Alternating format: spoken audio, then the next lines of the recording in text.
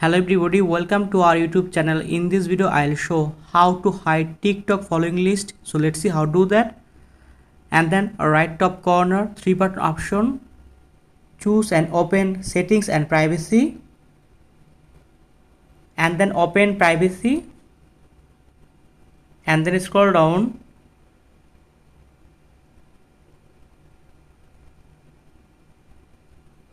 and in this area you can see following list, and then open it. Following list, who can see your following list? You can see two options, first followers and then only you. You can choose only you option and then click on it. Only you. If you select only you, other users will only see mutual friends. And then go back, see following list only me. That's when I can easily hide my TikTok account following list. So thank you very much and please subscribe this channel.